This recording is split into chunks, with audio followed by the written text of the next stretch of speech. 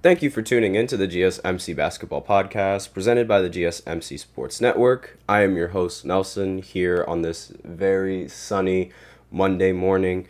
And happy Mother's Day for all of you guys. I'm sure you guys treated your mother with something special. I know I did. And today, we're changing the show up a little bit. So now instead of the usual 4 segments, we are going to have 5 segments. So that means more basketball talk for everybody else. So the first segment is going to be about the NBA draft lottery and the results of the draft. I'm just going to explain that a little bit. Then the second segment is going to be about the Knicks going up against the Pacers. Then the third segment is going to be about OKC going up against Dallas. And then, actually, wait, no, I think it's the Timberwolves and Denver Nuggets. And then in the fourth segment, we're going to be talking about OKC and Dallas. So basically, the rest of the segments below after the draft lottery are going to be about the NBA playoffs and where the teams are standing right now in the playoffs and how much they'll go, like who I think's gonna win, who's leading in the series, who's going to play later today, all of those important things. So that's going to be all of the segments after the draft lottery. But before I begin, I'd like to remind everybody to please remember to use the link in the description to tip and to donate to get your comments recognized, or the link displayed below the ticker on every show segment. That is gsmcpodcast.net. Really helps the show, makes the show much more interactive between myself and you guys. Once again, the link is gsmcpodcast.net. And with that out of the way, we can go right ahead and talk about the NBA draft lottery, which happened yesterday right before all of the playoff games happened. And let's just go through the list of teams who and what picks they got. So Atlanta, over the weekend, they got the number 1 pick in the NBA draft. And obviously, like their percentage of getting the number 1 pick, they were a play-in team, was very, very low. And it was amazing how they got the number 1 pick. Second pick goes to Washington. They had the second worst record in the NBA, so it makes sense.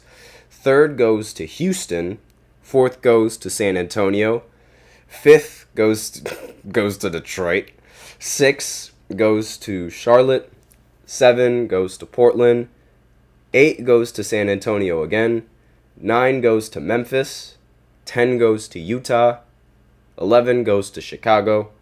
12 goes to OKC, since they have so many picks since trading for Paul George, or trading Paul George.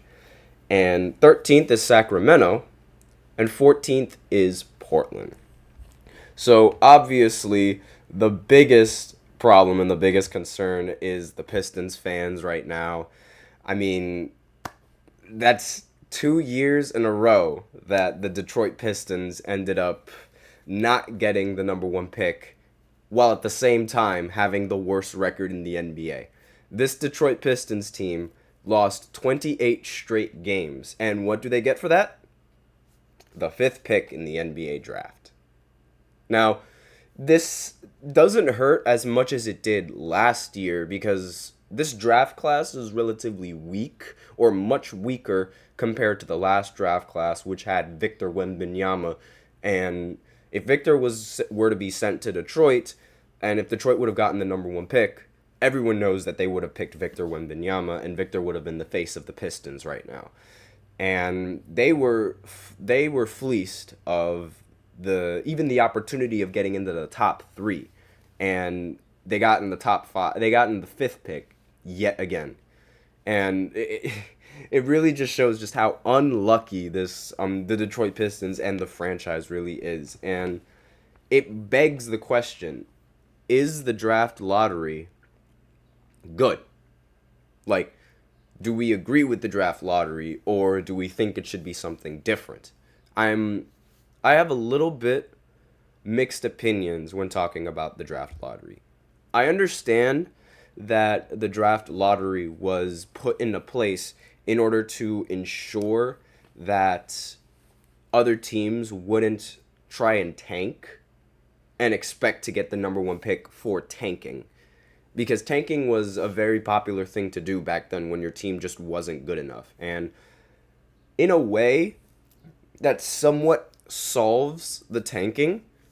However, teams tank this season regardless. Like, now in today's NBA, teams, if your team isn't good enough to compete, then they would still tank in hopes of getting a really high pick in the draft.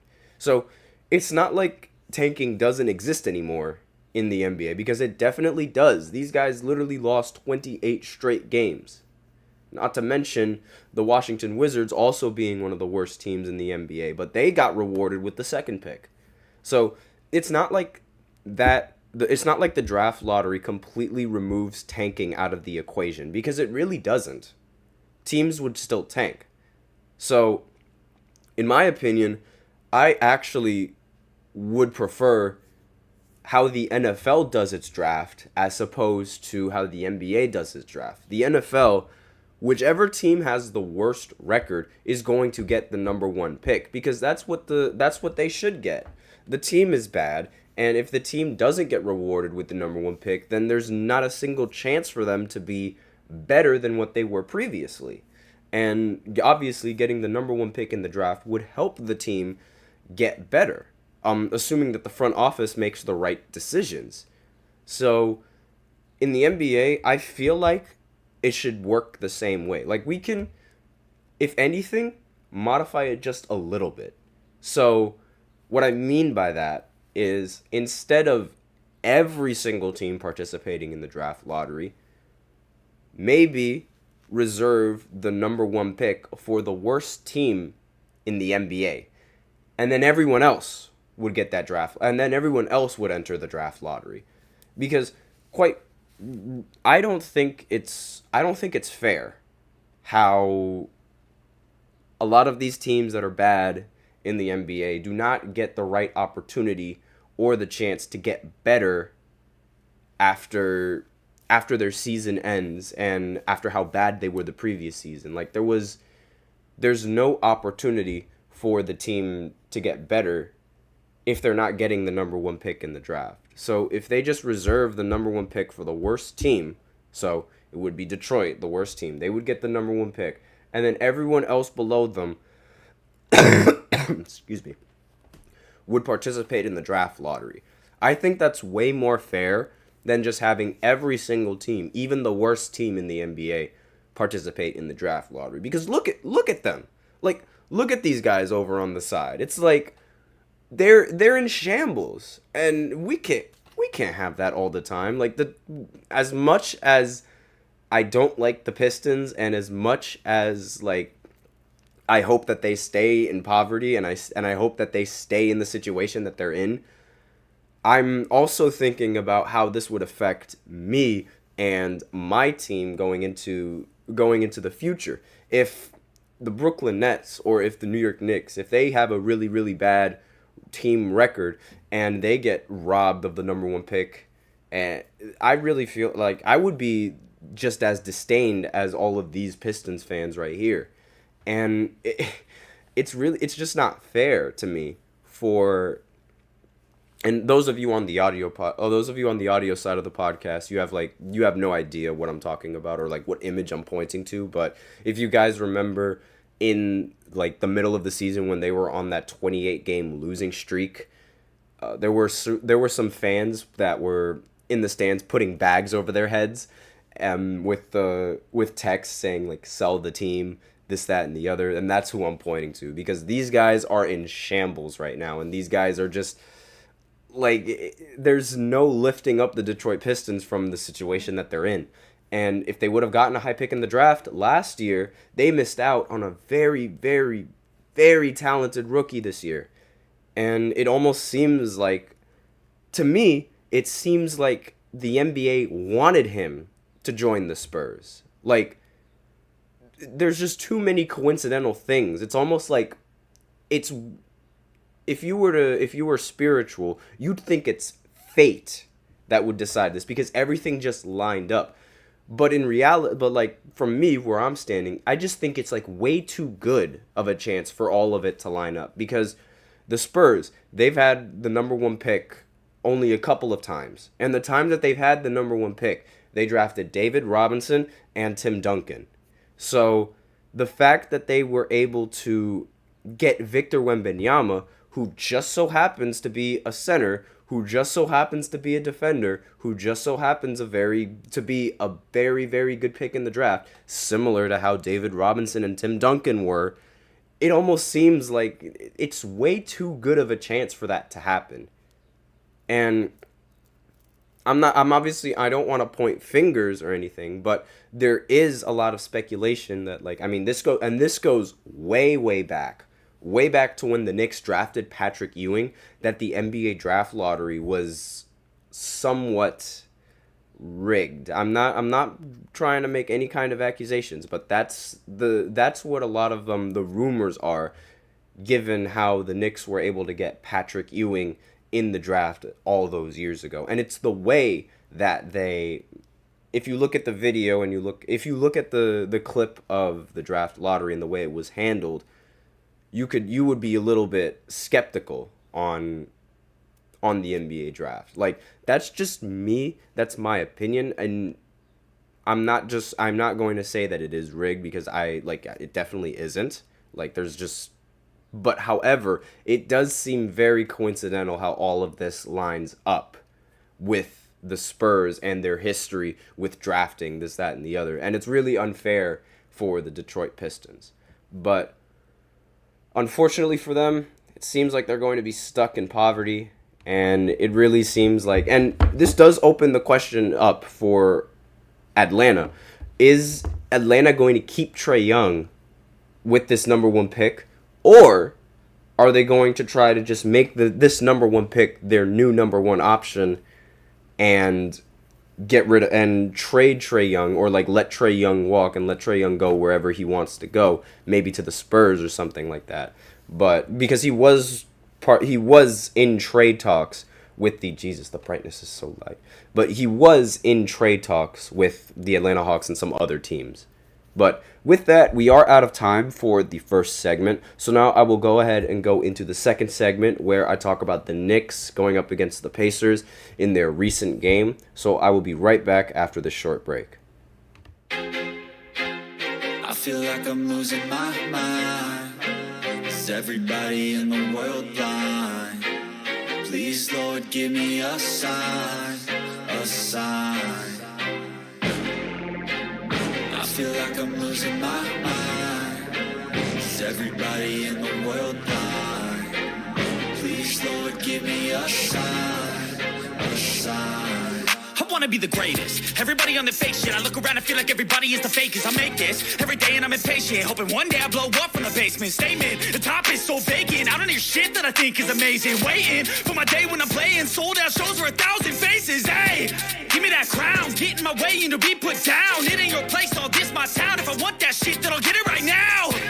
I'm losing it, the noose it fits, I'm losing shit. A stupid myth, you choose to live or choose to dip. You choose to fight or lose your grip and lose a gift. I feel like I'm losing my mind. Is everybody in the world blind? Please, Lord, give me a sign, a sign. I feel like I'm losing my mind. Is everybody in the world blind? And we are back with the second segment of the GSMC Basketball Podcast, presented by the GSMC Sports Network. And in this second segment, we are going to talk about the Knicks and the Pacers series, where they stand right now, what are the possibilities, what's going to happen in the series, or what I think is going to happen, predictions, this, that, and the other. But before I begin, I'd like to remind everybody to please remember to use the link in the description to get your comments recognized, or the link displayed below the ticker on every single show segment. That is gsmcpodcast.net. It really helps the show, makes the show much more interactive between myself and you guys. Once again, the link is gsmcpodcast.net. And with that out of the way, let's go right ahead and talk about the Knicks against the Pacers and this playoff series. And I'm just going to say right now, this has taken a turn for the absolute worst. Oh my. As a New York fan, I know I'm a Brooklyn Nets fan, but I will support every single New York team. Gotta represent that. Those are like the only teams that I can represent. And right now, the Knicks are the only team that I could represent without feeling any kind of shame. I know it's disgraceful as a Nets fan, but I am a New York fan, and I will always root for any team that has New York in front of its name. But regardless, this series has taken a turn, and I did not expect this turn to happen whatsoever. First off, let's start with Game 3. So, in Game 3, the Knicks, they played in Indiana. The game was tied 1-0. The game was tied 106-106. At the very, very last minute of the game,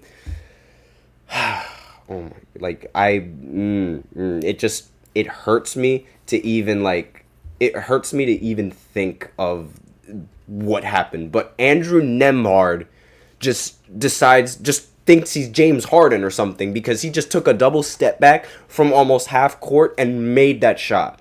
Like, he made a double step back half court shot. That shot had no right going in. You could see it all over social media. That shot was absolutely ridiculous. That shot had no right going in. And then on the other end, Jalen Brunson tries to respond with a three of his own, and then he ends up flopping and airballing, and then that decides the game. So, okay, the Knicks are still up 2-1. They could go into the next series and steal the next game, similar to how they did with the 76ers. But nope. Instead, the Pacers decide to absolutely destroy the New York Knicks in Game 4. The final score was 121-89. Like, the Pacers, they outscored the Knicks in the first quarter 34-14. And then in the third quarter, they outscored them 32-22. And throughout the entirety of the game, it was never close. The Pacers team was moving so fast. The Pacers team was getting stops. The Knicks weren't able to do anything in front of that home crowd. It was embarrassing. It was absolutely embarrassing how this team was able to completely destroy this Knicks team. And all the role players for the Pacers have stepped up in this game. Every single one of them. TJ McConnell, he ended the game with 15 and 10. Tyrese Halliburton, he ended the game with 26 and 5. Miles Turner ended the game with 13. Aaron Naismith ended the game 8 points and 12 rebounds. Pascal Siakam, he ended the game with 14 points. Isaiah Jackson, he ended the game with 10 points. Obi Toppin, he ended the game with 14 points. And the entire team shot 14 for 31 from 3 and 56% from the field. This Knicks team was horrible and had no answer against this Pacers team. Brightness, please, like the sun, relax. Ugh. The DiVincenzo, he shot 3 for 13 in Game 4. Miles McBride shot 6 for 17 from the floor. And Jalen Brunson also shot 6 for 17 from the floor. 0 for 5 from 3. Only 18 points. And Alec Burks was the only bright spot for this Knicks team. And other than that, I mean, he had 20 points, but that's not going to be enough to stop this Pacers team. It was unbelievable what I was watching. I never in my life would I have thought that a playoff team or a playoff game would end in such a huge blowout like this, especially one where the Knicks are involved against the Pacers. Like, it's just, I can't wrap my head around it. Like, that's your response after the ridiculous step back that he hit in your face? That's the response that you're giving? Like, of all the times that of all the times that Knicks fans have existed, this arguably has to be like the feeling where they felt the most cursed, without a doubt. Because, like, what happened? Like, they completely melted. And, like, I should give credit to the Pacers because they played a lot better than what I expected them to. And their defense on the Knicks, granted, this might just have been the Knicks missing a lot of shots, but their defense has been a lot better in this series than it has been all series, like all season. And not only that, the pacing at which they've been moving, their offense, all of that is elite. I'm sure all of you have known that. I've said that previously several times. But this is a huge problem for this Knicks team. A very, very big problem. So now the series is tied 2-2. Jesus, all right, son, relax. Those of you on the audio side, you don't know it, but like the sun right now is glaring in my eye as I'm doing this podcast. But regardless, the Knicks, they're tied in this series. It's 2-2 right now, and now they're expected to go into New York and play the Pacers and hopefully take a 3-2 lead. But given how the Pacers responded after this game, I have no idea like how the Knicks are going to respond. Now that they have the home court advantage, they have to absolutely utilize it to the best of their ability. I think this is a series that's going to come down to home court advantage. Because so far, both of the home teams have been able to win all of their games in very good succession, this, that, and the other. And it's really, I think the series might come down to 7 games. Because I was not expecting this Knicks team to play this badly in Game 4, and I wasn't expecting the Pacers to win Game 3 at all. If that shot, it was that one step back at the end of the game that completely changed the rest of the series. Just that one shot. My jaw completely dropped when that shot went in. There was nothing to say. And then I got thrown into a fit of rage after I saw Jalen Brunson just try to take a shot in front of 3 people's faces and flail his body expecting a foul. And it reminded me of Joel Embiid. And you guys understand and you guys know how much I despise Joel Embiid flopping. Seeing Jalen Brunson flop and rely on the refs infuriated me. And you can't do that. You can't simply rely on the refs in such an important game to give you a call, especially like when there was no call to even begin with. After that shot that Jalen Brunson took, he argued that he was fouled, but nobody touched him. Absolutely nobody touched him whatsoever. And as a New York fan, I have extreme bias towards the Knicks and the Nets, obviously. So I will be the first one to tell you, nobody touched Jalen Brunson there. That was a flop.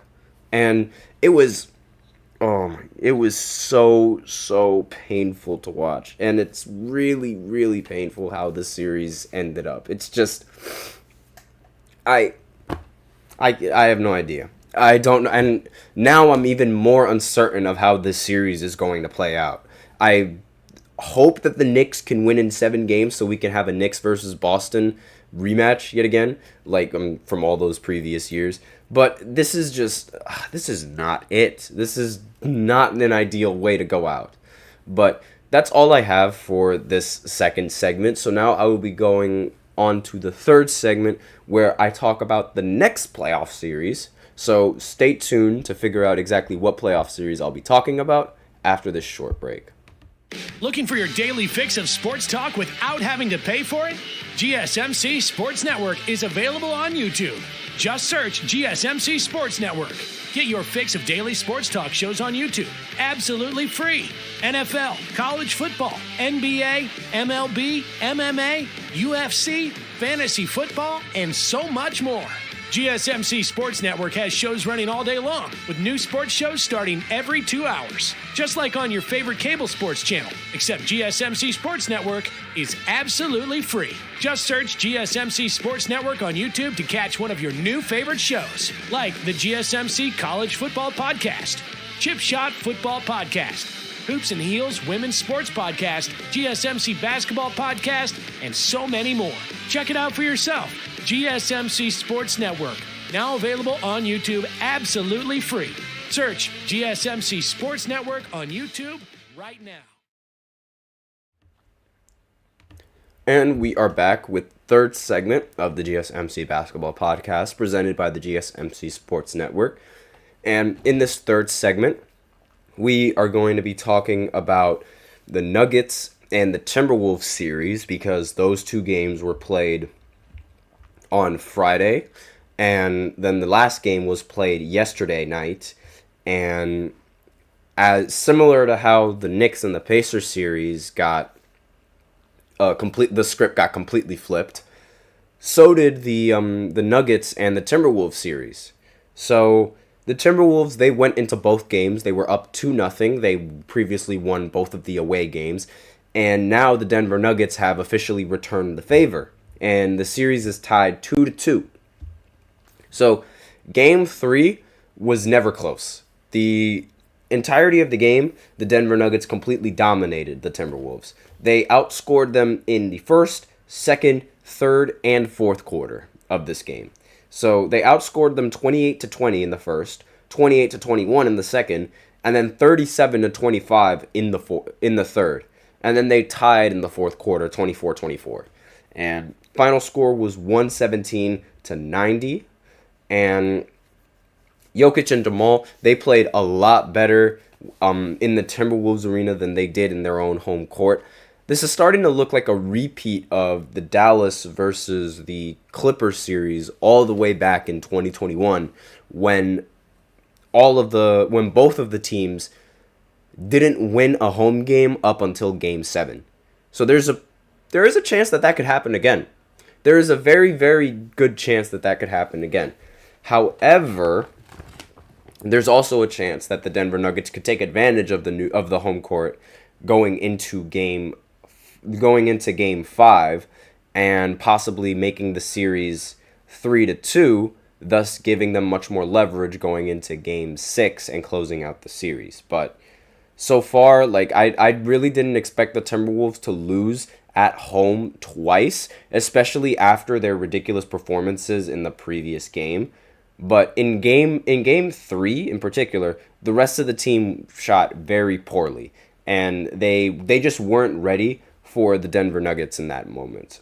And this shows just how good the coaching staff for the Denver Nuggets really is, because they were given a much longer break than the rest of the teams before Game 3 even started. And I said on the previous podcast that break could be the difference maker in this series, because good coaches and good teams, when they're given enough time, excuse me, when these teams, the good teams, are given enough time to come up with a strategy, to come up with a game plan, then it could really change the outcome of the series, because then they'll have multiple different ways to stop what's going on or to improve on what they've been lacking. And going into Game 4, the Timberwolves, they played a lot better than they did in Game 3, but it still wasn't enough. Anthony Edwards, he had 44 points in Game 4, and he played 45 minutes. Excuse me. So he played 45 minutes. He only sat out 1 minute and was able to get 44 points. That is very, very good performance coming in from him. But he was basically the only scorer for the Timberwolves. Karl Anthony Towns, he shot very poorly from the field, 5 of 18 with 13 points. Mike Conley also played very poorly, 5 of 12 for 15 points. And Rudy Gobert barely did anything for the Timberwolves and their offense. So with all of this in mind, the Timberwolves are in very big trouble. And it's really bad for this Timberwolves team. Now, Jokic, he ended the game 35-7-7, but he wasn't the player of the game for the Denver Nuggets. It was actually Aaron Gordon. Aaron Gordon, he ended the game with 27 points, 7 rebounds, 6 assists, and he only missed 1 shot in the entire game. And Rudy Gobert had some comments about it. He said that Aaron Gordon, he turned into Kobe Bryant in that series and in that game. And I mean, in reality, I mean, yeah, that was basically damn near a Kobe Bryant performance. I mean, Kobe, obviously, he wouldn't shoot that perfect from the field given his shot selection, but that was a very, very big performance from a third option that they desperately needed. Similar to how when Kobe was on LA and he was the second option behind Shaq in 2000, when Shaq got fouled out in a very crucial point in the game, Kobe delivered and was like, I got this. So it's similar to that. Ooh, Eric is in the chat. If you guys don't remember Eric, he's the host of the wrestling podcast. He was recently on my show last week, and he does have something to say in the chat. Denver reminds me of the Spurs under Tim Duncan and Greg Popovich. And he's honestly, I mean, that's not too far off from a good comparison. I mean, the Nuggets, they have a very dominant center who runs a lot of the offense. The Spurs had a very dominant center / power forward. Call Tim Duncan what you want. He was a center. He was also a power forward. So there's really like no wrong answer in the position that he plays. In my opinion, he could do both phenomenally. I feel like the one reason why Tim Duncan is considered a power forward is because it looks a lot better on his resume, calling him the greatest power forward to ever live. Because if you were to put him in the center conversation, there's actual debate on who the greatest center is. And honestly, he could fit the bill for the greatest center as well and have a good argument against Kareem, or Shaq, or Bill Russell, or any of those other centers that played. But yeah, and not only that, but they also have similar pieces on the team as well as having their version of Tim Duncan. Jamal Murray, he could be considered like the version of Tony Parker for this Denver Nuggets team, as well as the other role players that play very, very well under this system. Because I understand that like Jokic is dropping all of these numbers and so is Jamal, but it's still like a team-based system, and a lot of these players, like, they just play better under that system. Now, call it what you want. Call it Jokic's system. Call it the Nuggets system. Regardless, it is a system, and they're thriving in it. And that's the important thing. But now that the series is tied 2-2, the Denver Nuggets are expected to play the Timberwolves tomorrow at home. So we'll see if they can capitalize on the home court advantage this time, as opposed to last time where they couldn't. And we'll see just how far this series can go. But the Nuggets, they're fighting. Like, they're definitely still one of the teams that you should be worried about. And I know a lot of the hype is around the Timberwolves because of how ridiculous Anthony Edwards has been performing, and just how good he is as a player, especially in the postseason. But right now, the Nuggets, they might give them a run for their money. Like, winning those first 2 games was really impressive, but, like, the honeymoon's over now, at least in Denver's perspective.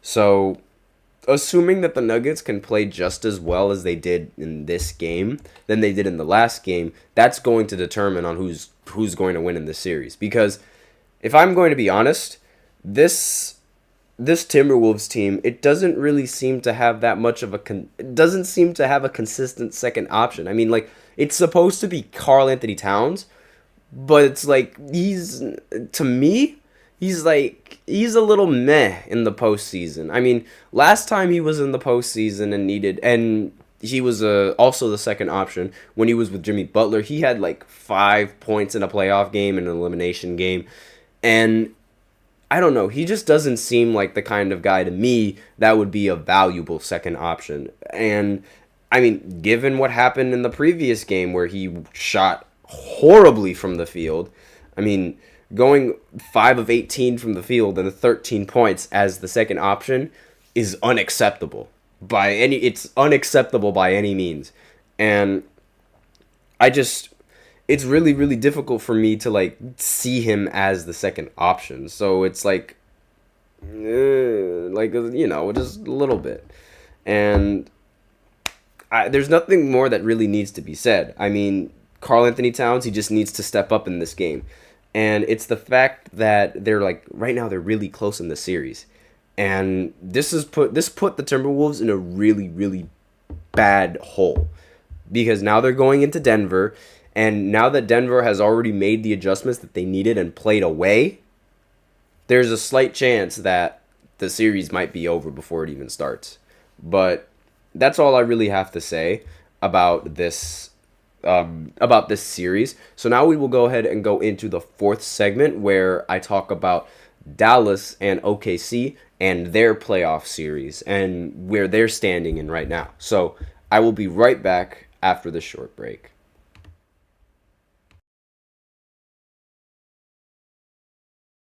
For the best and latest podcasts available anywhere, go to the podcast app on your cell phone and type in GSMC to access free content-rich podcasts on health and wellness, book reviews, sports, entertainment, relationships, social media, movies, technology, finance, and even weird news. Subscribe and download the GSMC Podcast Network's family of shows, available everywhere podcasts are found.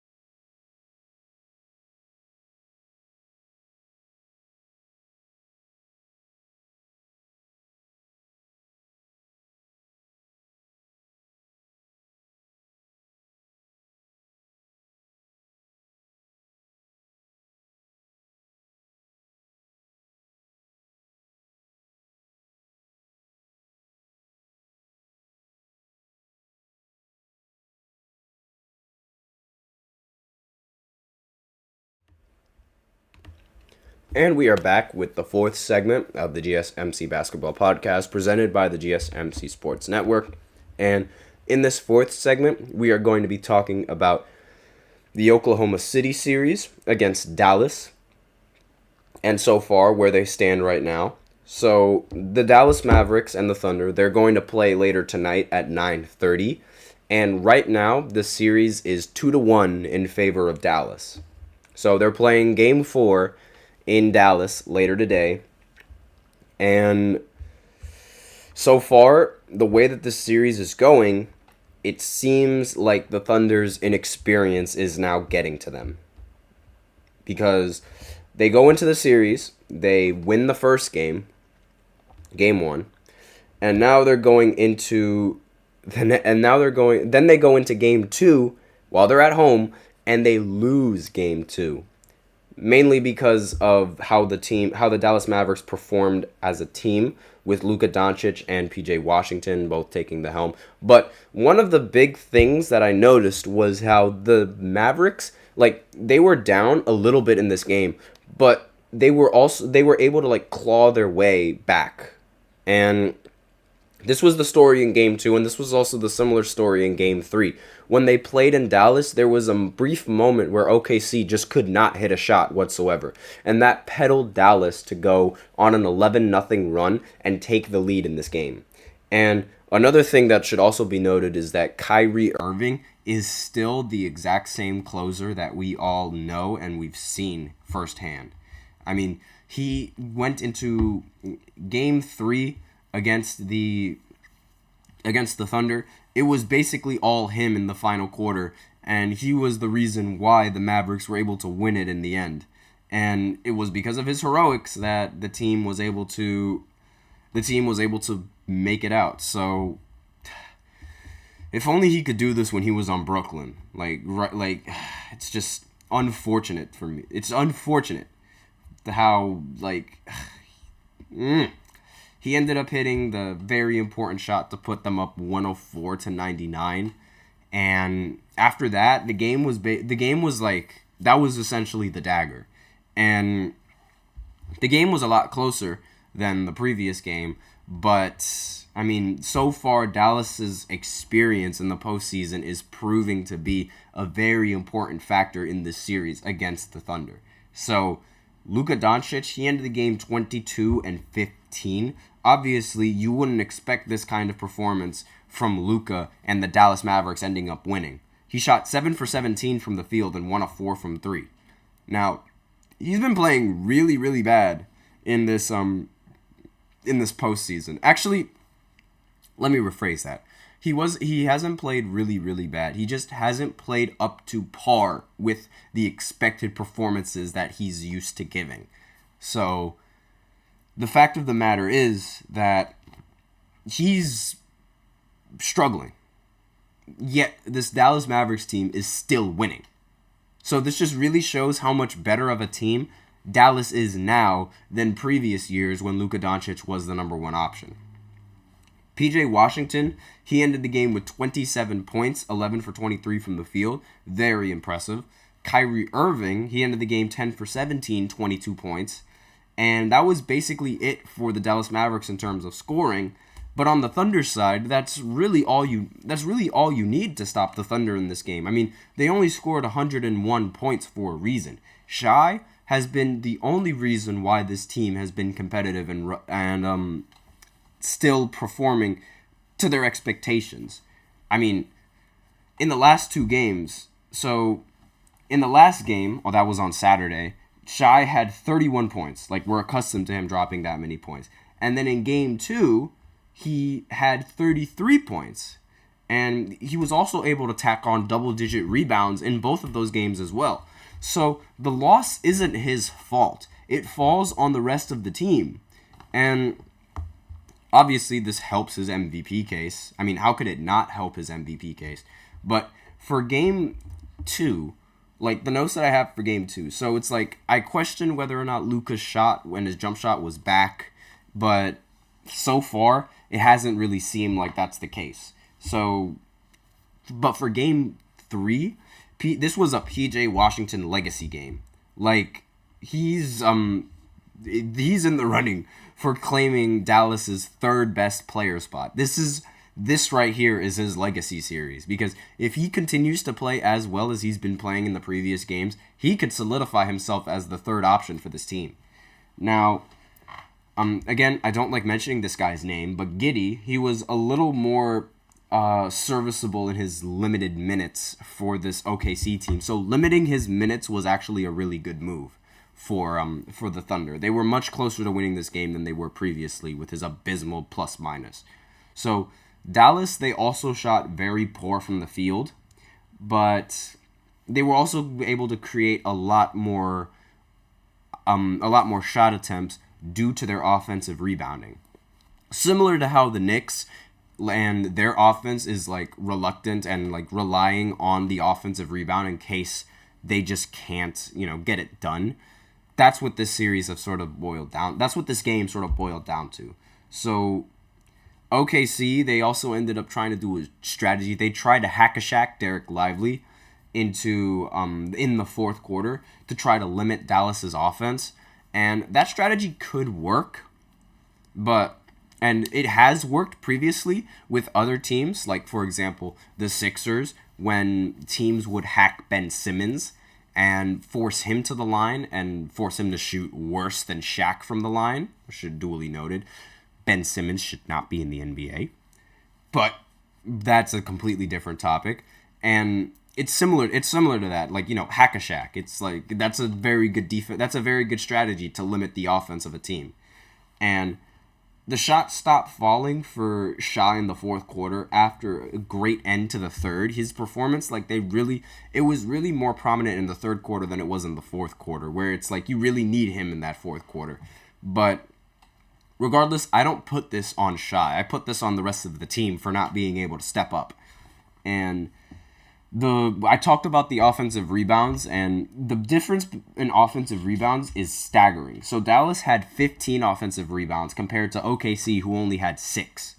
So that's 15 extra possessions that the Dallas Mavericks had over the Oklahoma City Thunder. And obviously that's going to play a part into their success. And it's really unfortunate how the Thunder, they just can't really seem to respond. The rest of the team can't really seem to respond, while Shai is out here dropping 31 and 10. I mean, Jalen Williams, who was a reliable second scoring option, he only scored 16 points in this game, And he shot very efficiently, but just not enough shots coming in from him. 16 points. I said 17, my bad. 16 points was just not it. And it's definitely not going to help this team. And not only that, but Chet Holmgren is also really limited in this game. 9 shots for Chet. He deserves to shoot the ball a little bit more, especially considering the height difference between him and the rest of the players on Dallas. And other than, it's really, it does not make any sense to me, how the rest of the team isn't getting enough shots. Lou Dort took the exact same amount of shots as Chet. Chet needs to get a little bit more involved in this offense and needs to be a little bit more than just a defensive anchor for this OKC. And again, Lou Dort, 3 of 9 from the field, not helping the team. Aaron Wiggins, 3 of 7 for the field, not helping the team. And Jalen Williams, there's another Jalen Williams, but this time with J with a Y, not Jalen Williams. There's 2 of them. It's really confusing. But he ended the game with 2 points and was 0 for 2 from the field. And Gordon Hayward, for some reason, he was able to see the court. And he only played 3 minutes, but he went 0 for 1. And not to mention, the rest of the team they didn't seem all that efficient, and they didn't really seem all that good that last game. 10 for 30 from the 3-point line as well. Not very good performance. Granted, the Dallas Mavericks, they almost shot just as bad as they did from 3, but just not it from them. So now Dallas is up 2-1 in this series, and now they're going to go back, and then they're staying in Dallas to play Game 4, and this could be really bad for the Thunder because they could find themselves in a 3-1 hole. And this just boils down to the experience that the Dallas Mavericks have in this postseason compared to the experience that the OKC have in this postseason, because this is the first playoff series that OKC has had in a very long time, especially with the youngest team in the NBA right now. The youngest team to make the postseason in NBA history. Obviously, they're going to lack experience, and I think it's sort of getting to them. But it would be really, really disappointing if they end up going out like this to the 5th seed. Because they have to at least make this series last 7 games. Because if they don't make this last 7 games, or even 6 games, if they don't make this last 6 or 7 games, then they're going to be ridiculed like nobody's business. And I should also note, ever since Shaq has said that Shai deserves the MVP, Jokic went 2-0 in the playoffs, and Shai went 0-2 in the playoffs. Just going to throw that out there. Just want to throw that out there in case you guys are still doubting who the MVP is. But with that, we are out of time for this 4th segment. But that's not the end of the show, ladies and gentlemen. We have the 5th segment.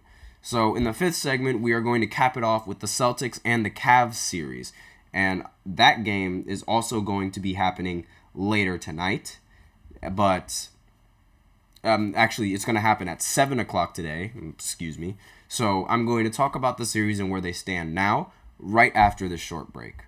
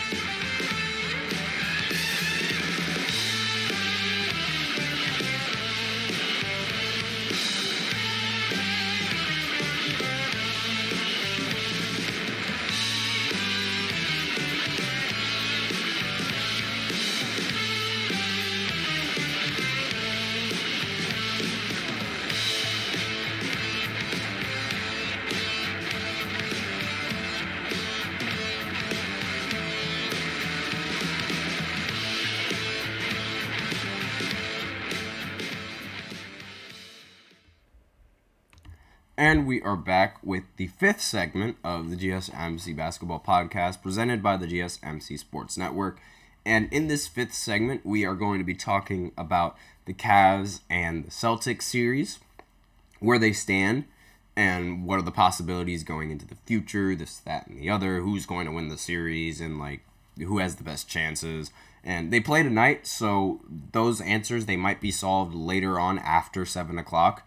But before I begin with with this segment, since it is talking about Boston, recently I just saw a clip on Twitter of Paul Pierce saying the N-word live on TV.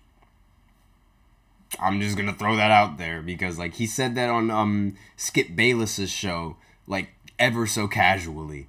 And Paul Pierce, ladies and gentlemen, he messed up his chances with ESPN that one time where he did a live with a bunch of random women on the live stream, and they were doing things that I cannot say on this podcast. But he got suspended from ESPN there. Looks like his job is also in jeopardy here with Skip Bayless and Undisputed. I mean, saying that word live on broadcast is like it's not a good look for him. So I wouldn't be surprised if he loses his job. For all of you Celtics fans that like Paul Pierce and as one of the best Celtics to ever live, tough. But I just wanted to throw that out there because I figured all the Celtics fans would be a little bit interested in that and would want to go ahead and look at that clip because he said it ever so casually. But regardless, let's go right ahead and get into this. Let's go right ahead and get into this next segment where we talk about the Cavs series and the Celtics series. So I was taken aback by how the Cavs were able to tie the series at 1-1 in the previous podcast, if you guys remember. But the Celtics, they've regained their composure and they've made the series 2-1 as they take the first away game. And now they're going to look to play Game 4 in Cleveland yet again and hopefully take a 3-1 lead, or the Cavs would tie the series and split the home games. But so far, like, the way that the series has been going, I think this is just going to be a repeat of the Celtics and the Miami Heat series. I mean, think about it. Celtics come out Game 1, then the Miami Heat surprise everybody and shoot 50% from the three-point line, while the Celtics shoot poorly from the three-point line, thus giving the Miami Heat the win. But then they lose the rest of the 3 games and lose the series 4-1. Similar to how in this series so far, the Celtics, they win Game 1 in dominating fashion, but then the Cavs come down the other end, and then they win Game 2 after the Celtics shoot very poorly, and the Cavs shoot very, very good from the three-point line. They shot 50+% from the three-point line. And now then the Celtics went into Game 3, and then they dominated yet again in this game. So just looking at the box scores, the final score was 106-93 for the Celtics. Tatum ended the game with 33 points and 13 rebounds. I mean, finally he had a 30-point game. Jaylen Brown ended the game with 28 points, 9 rebounds, and 3 assists. Drew Holiday ended with 18. Derek White ended with 12. I should also mention that Kristaps is still out in this series. He's still out in the postseason, and there's no telling when he's going to be back for the Boston Celtics. But it doesn't really seem like it's affecting them that much. I mean, Al Horford is a very, very great role player for a center, and if you have him coming off of the bench for the as a Celtic, there's really like no need. Granted, he played very, very bad in Game 3, 1 for 7 from the field and 0 for 6 from 3, but it's not like he's going to continue playing like that. He's going to find his shot and he's going to hit them. He's going to smack them corner threes like he always does. And really, no need to worry like if you're the Boston Celtics. This team is just loaded with talent. Jrue Holiday, he shot 7 of 10 from the field in this game. Derek White also didn't even have a good game, and they were still able to win in this game because of Jaylen Brown and Jason Tatum. Excuse me, I'm used to talking about Jalen Brunson because he's the better Jalen. And TJ's going to be really mad at me for saying that, but too bad. But regardless, this series has sort of been looking like a repeat of the previous series. And if things play out the way that they've been playing out, then the Celtics should have no problem beating the Cavs in 5. And I feel like one thing that should be noted is that it takes historical team performances, just to beat the Celtics in the postseason. I mean, when the Miami Heat beat them, they shot a historical three-point percentage from the 3-point line. Then, when the Cavs played them, the Cavs shot a ridiculous 50% from the 3-point line as a team. So, it takes a lot of very, very good performances from teams in order to beat this Celtics. And that's not something that's very consistent in the postseason. You can't consistently rely on your team to go 50% from the 3-point line. You just can't do that. I mean, they shot close to 50% in game 2, but that was mostly the reason why their 3-point percentage was affected this badly was mainly because of garbage time threes. And they were shooting a lot better from the 3-point line than the final box score were to tell you. And it took that kind of performance just to beat the Boston Celtics. So with that in mind, it's going to take a lot for a team to come out on top against them. And I wouldn't be surprised if this series ends in 5. Like, this Celtics team is just that good. Like, there's no team in the Eastern Conference that can really compete with them other than the New York Knicks. And now, I don't even think the Knicks can compete with them because they're struggling really badly with the Pacers. I mean, imagine how they're going to struggle against the Boston Celtics. Like, this team, this is their moment, the Celtics. This is their time. The window for a championship has never been bigger for this Boston Celtics team. And, like, there's really, like, I don't see them losing in this series whatsoever. And even without Kristaps, they still have so many other options coming off the bench. And it's like, it's ridiculous just how good this team really is. I mean, you have, I've said this before and I'll say it again. The two best options, Jason Tatum and Brown. If they don't play well, you have Derek White on the side. If he doesn't play well, you'd have Jrue Holiday, or even when Kristaps was healthy, you'd have Kristaps. And even then, if they don't play well, you have Peyton Picard, who previously had like a 30-point triple-double in the regular season. And, like, all of these players on the same team, it's amazing. Like, and again, there's a lot of role players coming off the bench that are just as good as the next man standing. But when you have a starting lineup of straight stars, the rotations become that much easier because you can keep some of those stars playing with some of the bench and thus making those, like, for example, we'll just put it for example, like, if I was dealing with, like, some of the rotations, if I were to substitute Jaylen Brown and put in Picard, and also substitute Jrue Holiday and put in Picard. I mean, depending on how the matchups go and how the coaching would adjust the rotations. I haven't really thought about the rotations that much, but if I did want to sit out Jrue Holiday or Derek White, I could have Peyton Picard coming off the bench and him being able to perform his usual offense while at the same time still having Tatum and Brown in the lineup. Then I can flip that on it and sub out Picard for Derek White or Jrue Holiday and then put in somebody else to substitute in for Jaylen Brown and Tatum. Like, this team is just that good. They can make so many different adjustments in the rotations and give them a better chance of winning the series because of how versatile they are and because of how reliant they are on the 3-point line and how good they are defensively. there's just no team that can really beat them. And I know I was really like supposed to be talking about the game, but it's like I think the series is basically it. I'm sorry now. Granted, this is me talking right now, so since I just said that the series is basically decided, now you guys can go ahead and vote on the Cavs for winning Game 4, because so far my picks have been absolutely horrible. So, maybe the Cavs will win Game 4, because I feel so confident in the Celtics, but... But on the Cavs side, it's really just Donovan Mitchell, and...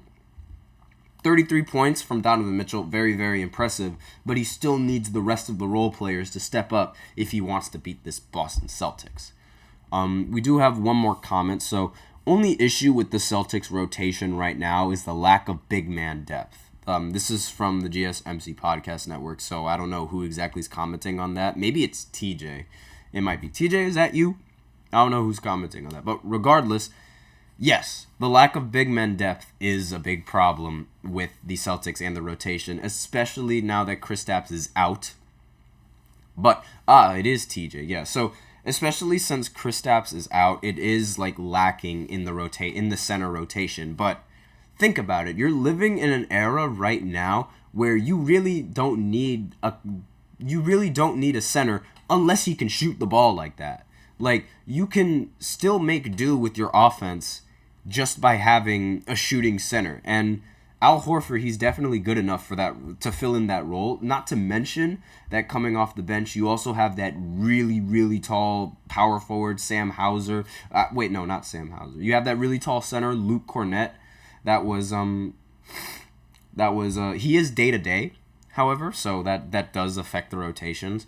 But regardless, I mean, like, they're there. Like, you can definitely make adjustments into the lineup, and you can play this lineup without really having a center and still be successful just because of how high-powered their offense is and how good their perimeter defense is as well. I mean, I really don't see a problem with the lack of big man. I mean, granted, I was a very big fan of Houston and their small ball lineup.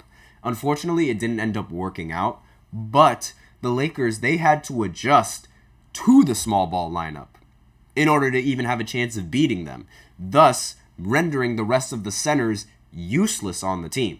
So it's like the only big man that they really played in that series against Houston was Anthony Davis, because he was the only one that had quick enough feet to make those rotations in the 5-out set that they had. And when you have that spacing, it makes the other team completely adjust their entire playbook. Because having a big center slow to contest, not helping the team whatsoever. So TJ also has another thing. The East doesn't have the size to take advantage, but the Timberwolves or Nuggets would be really tough if there's no Porzingis. That is absolutely true. I mean, granted, Timberwolves, no, simply because Rudy Gobert. You can if you just spread the floor, you can immediately make Rudy Gobert useless. And I feel like that's going to be the main goal and like the idea behind that matchup when they're matching up against the Timberwolves. Render Rudy Gobert's rim protection as useless.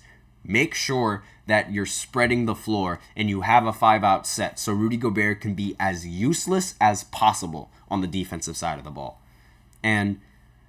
But for the Nuggets, yeah, that's going to be a very huge problem. I mean, Al Horford guarding Jokic, I can just see the 40 points, 15 rebounds, and 20 assists pile up. I can see it already. But that's basically all I have for all of these segments, and unless there's any more questions from the chat, I'm going to end off the show right here. So that will be it for the live show. Thank you so much for tuning in to the GSMC Basketball Podcast, presented by the GSMC Sports Network. Your support means a lot to us, so please remember to leave a positive review. It really does make a difference. We also invite you to follow us on Facebook, Twitter, TikTok, and Instagram for more content and updates. And before I end off the show, like, there are no more questions coming in from the chat, right? Like, I don't want to end it abruptly if there are more questions that you guys would like me to talk about. None whatsoever? But before I do end off the segment, I like to remind everybody to please remember to use the link in the description to get your comments recognized, or the link displayed below in the ticker on every single show segment. That is gsmcpodcast.net. Really helps the show, makes the show much more interactive between myself and you guys. Once again, the link is gsmcpodcast.net. And assuming that doesn't seem like there's any more questions going on in the chat, so I think it's safe to say that I can end the show off right here. Thank you so much for tuning in. I am your host, Nelson, and as always, take care.